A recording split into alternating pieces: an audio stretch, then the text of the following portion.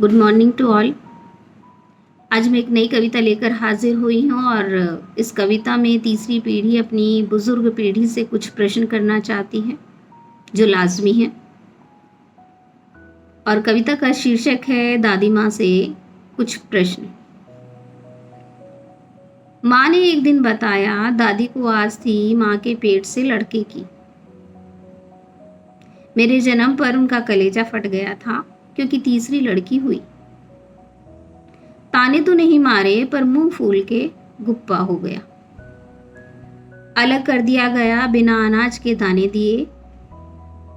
मौसी माँ के साथ रहती थी दादी माँ, लेकिन ऑर्डर माँ को देती, वो उन्हें फॉलो करने होते थे। अंतिम सांस लेने से पूर्व भी चाय का हुक्म मिला था माँ को।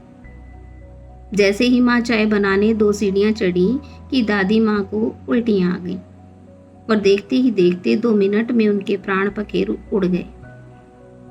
माँ बहुत रोई। पापा के ड्यूटी से आने से पूर्व उनका अंतिम संस्कार कर दिया गया। दादी मेरे बड़े होने से पूर्व ही चल बसी और मेरे सवाल अधूरे रह गए। लेकिन आज दादी माँ होती तो मैं उन्हें जरूर सवालों के कटघरे में खड़ा करती और पूछती, दादी माँ आप भी तो एक लड़की थी। आपने परदादाओं की वंशावली नहीं बढ़ाई क्या? आपकी अपनी 2 बेटियां हैं। क्या उनके जन्म पर भी आपके दृग भीगे थे? जब कलेजे का टुकड़ा थी वो, तो मैं क्यों नहीं? माँ ने उतनी ही प्रसव पीड़ा झेली है जितनी आपने बेटा और बेटियां होने पर झेली थी। जितने दर्द पेट में आपके उमड़े थे उतनी ही माँ की भी रही होंगी ना पीड़ाएं।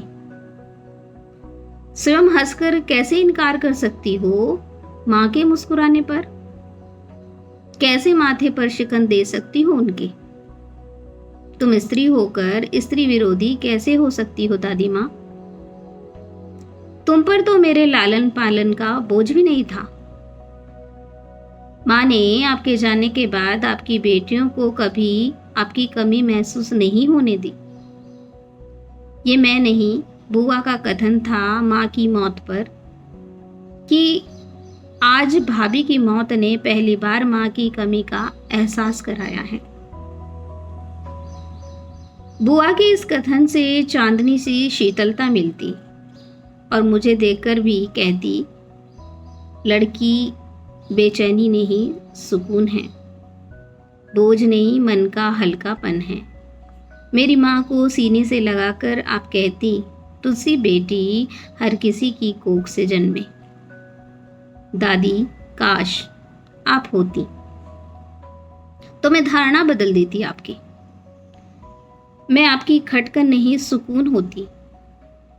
यकीन है मुझे मेरी नानी की बेटी के लिए आपकी आंखें अश्रुपूरित नहीं होती और पछतावा होता उस घड़ी पर कि क्यों मैंने अपनी पोती के जन्म पर रोष जताया था। Thank you.